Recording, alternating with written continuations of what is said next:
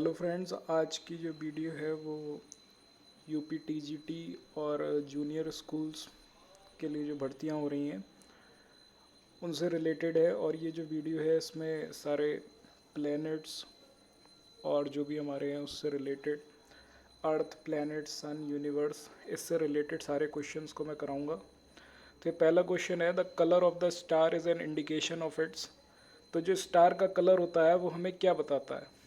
Distance from the earth, distance from the sun, temperature and luminosity. तो इसका answer होगा the colour of a star is an indication of its temperature. ये जो है हमें star का जो कलर होता है वो हमें उसके टेम्परेचर का इंडिकेशन बताता है। और ये जो स्टार हमें ग्लो करता हुआ दिखाई देता है वो ब्लैक बॉडी रेडिएशन की वजह से होता है, जिसकी वजह से जो हीट होती है जो उसमें से निकलती है और जिसकी वजह से ज़्यादा एनर्जेटिक वेवलेंथ निकलती हैं, तो उसी को ब्लैक बॉडी रेडिएशन कहा जाता है, जिसकी वजह से टेम्परेचर ज़्यादा हो जाता है बॉडी का और वो हीट करता हुआ या फिर उसका कलर दिखाई पड़ता है। तो जो रेड स्टार्स होते हैं वो रिलेटिवली कूल होते हैं, उनका जो टेम्परेचर होता है लगभग 1000 डिग्रीज सेल्सियस होता है, जबकि जो वाइट स्टार होते हैं वो रेड स्टार से ज़्यादा हॉट होते हैं, उनका होता है लगभग 10,000 डिग्री। और जो ब्लू स्टार होते हैं उनको सबसे ज़्यादा हॉटेस्ट कहा जाता है। Now this is question number 2, the planet nearest to the sun is. तो हमने ये पहले 5th क्लास या 4th क्लास में पढ़ा है, एम वैम जे सन। तो ये जो सीरीज़ है इसको हमें याद रखना होगा 8 प्लैनेट्स की। तो सबसे पहले जो आता है एम फॉर मरकरी कहा जाएगा, V for Venus, E for Earth, M for Mars, J for Jupiter, S for Saturn, U for Uranus and N for Neptune. तो जो नियरेस्ट है वो है मरकरी, और मरकरी जो है वो स्मॉलेस्ट प्लैनेट और क्लोजेस्ट प्लैनेट है सन के। और इसका जो ऑर्बिटल पीरियड होता है, मतलब कि ये सन के चारों तरफ 88 अर्थ डेज में अपना रेवोल्यूशन जो है उसको पूरा कर लेता है। Now question number 3, the group of star arrange in a definite pattern is called. तो जब हम आसमान में देखते हैं तो हमें कई तरीके के तारों के पैटर्न दिखाई देते हैं। इस पैटर्न को क्या कहा जाता है?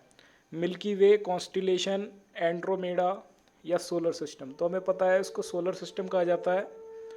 The group of stars arrange in a definite pattern is called is constellation.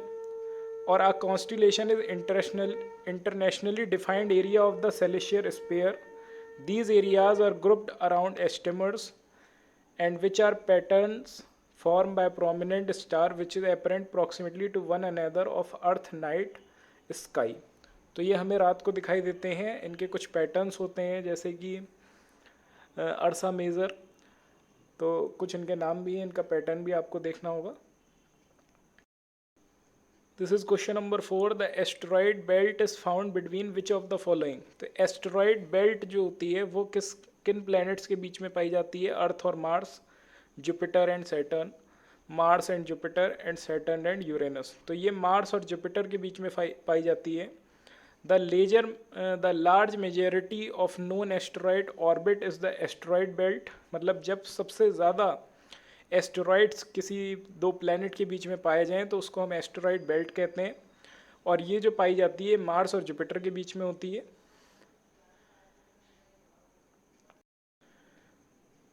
Question number 5, which one of the following is the largest satellite in the solar system. बहुत इंपॉर्टेंट क्वेश्चन है कि सबसे ज़्यादा बड़ा सैटेलाइट जो है solar system में क्या है? तो गैनीमेड, टाइटन, यूरोपा और ट्रिटॉन। तो गैनीमेड जो है वो सबसे बड़ा सैटेलाइट है सोलर सिस्टम में, और ये सैटेलाइट जो है वो है जुपिटर का।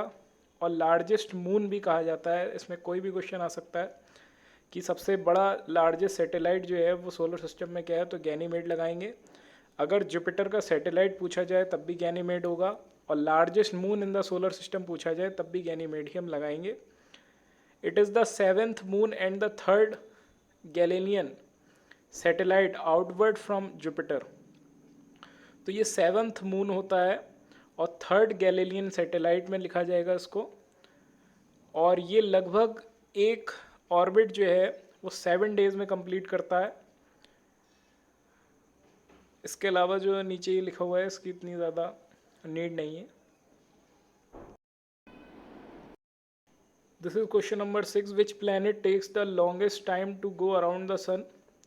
तो सबसे ज़्यादा टाइम लेने वाला जो प्लैनेट है जो कि अर्थ के चारों तरफ चक्कर लगाने में सबसे ज़्यादा टाइम लेता है, तो ये है नेपच्यून। मैंने भी आपको पैटर्न बताया था MVM सन, तो उसमें लास्ट में N आ रहा है, N फॉर नेपच्यून। तो जो सबसे ज़्यादा दूर होगा अर्थ के वही सबसे ज़्यादा टाइम लेगा। तो नेपच्यून जो है वो सबसे ज़्यादा टाइम लेता है सन के चारों तरफ घूमने में। इसकी जो डिस्टेंस है वो लगभग 4.5 बिलियन किलोमीटर है सन से। और नेपच्यून जो है वो इलिप्टिकल पाथ में सराउंड करता है उसके चारों तरफ, and varying it distance to the sun at different point along its orbit. और अलग अलग पॉइंट पे इसकी डिस्टेंस जो है वो अलग अलग है। ये सबसे ज़्यादा लॉन्गेस्ट डिस्टेंस को दिया गया है 4.5 billion kilometre. Now this is question number 7, the planet which is called twin sister of earth. तो ये क्वेश्चन बहुत ही ज़्यादा पूछा जाता है कि ट्विन सिस्टर ऑफ अर्थ किसे कहा जाएगा। तो जो ट्विन सिस्टर कहा जाता है वो कहा जाता है वीनस को, मरकरी, वीनस, मार्स, यूरेनस। तो इसमें वीनस जो होगा वो सही आंसर होगा।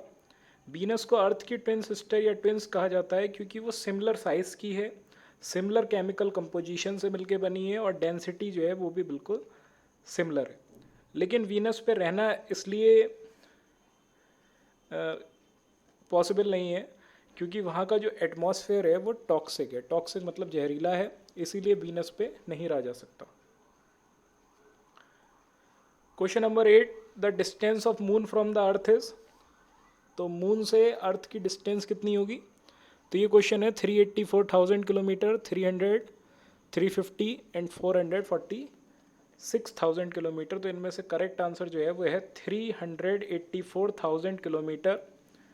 एक चीज़ आपको और भी याद रखनी पड़ेगी, जो मून है वो एक हमारा अर्थ का बस एक ही नेचुरल सैटेलाइट है जिसको हम मून कहते हैं, और ये 5th लार्जेस्ट मून होगा। अभी मैंने आपको बताया कि गैनीमेड जो है वो सबसे बड़ा मून है, और 5th नंबर पे जो मून आता है वो हमारा अर्थ का जो मून है वो आता है।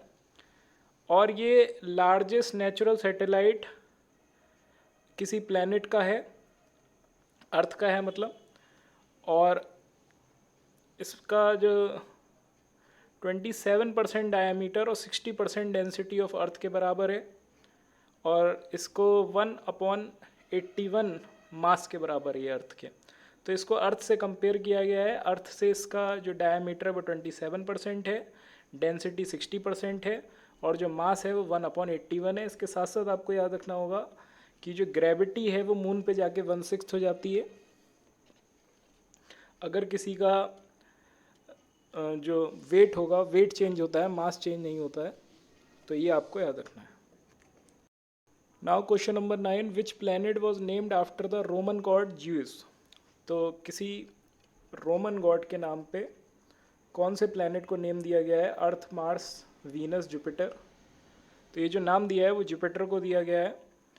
ज्यूस कौन होते हैं। तो juice father of gods and man माने जाते हैं। इनको हम अगर पूछा जाए who is Roman God juice, तो इसको कहेंगे father of gods and man, जो कि माउंट ओलंपस के जो ओलंपियंस होते थे उन पे रूल करते थे। ये एंशियंट ग्रीक रिलीजन के हिसाब से और ग्रीक मैथोलॉजी के हिसाब से इनको गॉड ऑफ स्काई भी कहा जाता है। Which of the following planet is smaller in size than the earth. तो साइज में जो अर्थ से छोटा है, मैंने आपको बताया कि वीनस जो है लगभग सेम साइज़ का है, तो ऐसा ज़रूरी नहीं है बिल्कुल सेम साइज़ ही होगा, वो कुछ छोटा है अर्थ से। कितना छोटा है।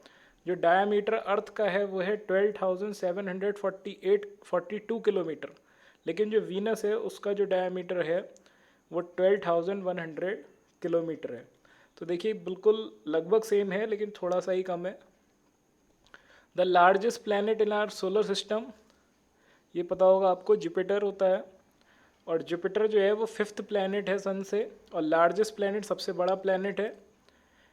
It is a gas giant with mass 1,000 of that of the sun, but is a 2.5 times the mass of all other planets in the solar system combined। मतलब कि सन का 1/1000 पार्ट है इसमें जितनी भी गैसेस हैं, वो 1/1000 पार्ट कैरी करती हैं सन का, और ये वैसे बाकी सारे प्लैनेट्स को अगर हम जोड़ दें तो उसका 2.5 गुना मास है इसमें गैसेस का।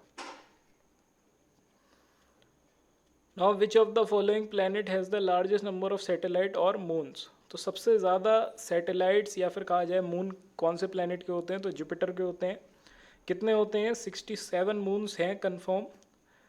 और जो सबसे बड़ा जो मैंने आपको बताया गैनीमेड, वो भी इसी में होता है, जुपिटर में। This gives it the largest retinue of moons with reasonably secure orbit of any planet in the solar system. अगर पूछा जाए कि भाई इतने ज़्यादा मून्स होते क्यों हैं उसमें, तो आप इसको सीधा बताएंगे क्योंकि वहाँ का जो ऑर्बिट है, मतलब कि जो उसके ऑर्बिट हैं जो चारों तरफ जुपिटर के, वो बहुत ही ज़्यादा सिक्योर हैं, जिसकी वजह से वहाँ पे ज़्यादा से ज़्यादा मून सर्वाइव कर सकते हैं और ऑर्बिट पे रिवॉल्व हो सकते हैं ईजिली। तो इसलिए जो है वहाँ पे सबसे ज़्यादा मून होते हैं। विच of the following planet is called blue planet? बहुत ईजी क्वेश्चन है। वीनस, अर्थ, यूरेनस, मरकरी। तो इसका आंसर जो होगा वो अर्थ होगा। अर्थ को ब्लू प्लैनेट कहा जाता है क्योंकि अर्थ के सरफेस पे बहुत ज़्यादा वाटर है, और जब हम इस प्लैनेट को स्पेस से देखते हैं तो हमें ये जो है ब्लू कलर का नज़र आता है, जिसकी वजह से ब्लू प्लैनेट कहा जाएगा। और इसके अलावा इस पे वाटर है क्यों? क्योंकि अर्थ जो है उसका अर्थ has the right mass, chemical composition and the location that can support liquid water. तो उसका जो मास है, जो केमिकल कंपोजिशन है और जो लोकेशन है, उसकी वजह से इस पे जो है वाटर, लिक्विड वाटर जो है सपोर्ट कर जाता है और यहाँ पे पाया जाता है। Now this is question number 14। What is the approximate diameter of the earth? ये भी हमने पीछे क्वेश्चंस में कर लिया है। 12,800 किलोमीटर ये अप्रॉक्सीमेटली डायामीटर है। और the rotation of the planet has slightly flatten it out, so it has a larger diameter at the equator. तो अगर पूछा जाए डायामीटर सबसे ज़्यादा कहाँ पे होता है, तो आप बताएंगे कि ये इक्वेटर पे ज़्यादा होता है, पोल्स पे कम होता है। इक्वेटोरियल डायामीटर 12,756 है, और जबकि पोलर डायामीटर जो है वो 12,713 किलोमीटर है।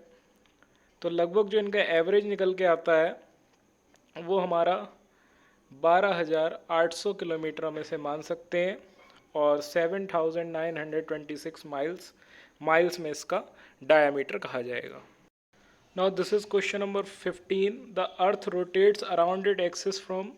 तो हमें यहाँ पे डायरेक्शन पता लगानी है कि जो अर्थ है वो किस तरफ से किस तरफ को, कौन सी डायरेक्शन में रोटेट होती है। North to south, south to north, east to west, west to east.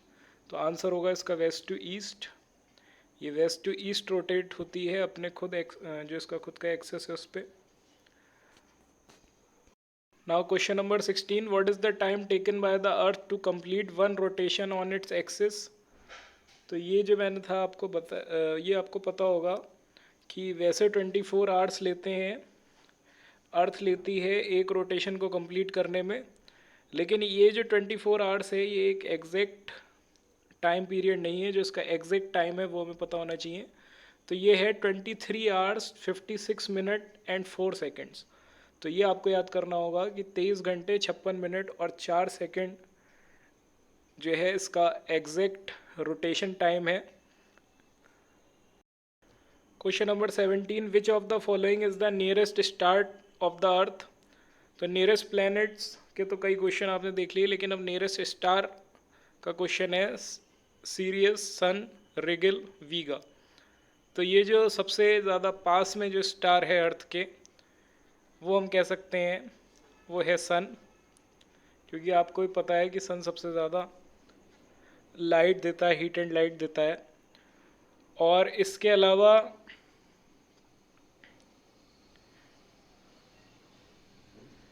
जो है उसके बाद जो अर्थ के बाद जो नंबर आता है वो आता है सीरियस का।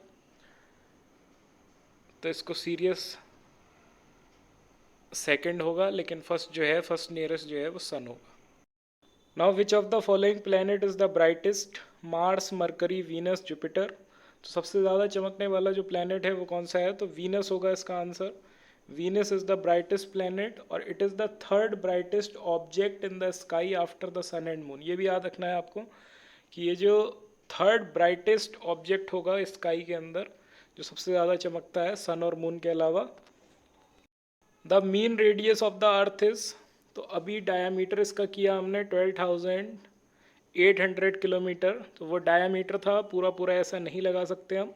तो 6400 किलोमीटर, उसका आधा ज़रूर लगा सकते हैं क्योंकि हमें पता है डायामीटर जो होता है वो रेडियस का डबल होता है.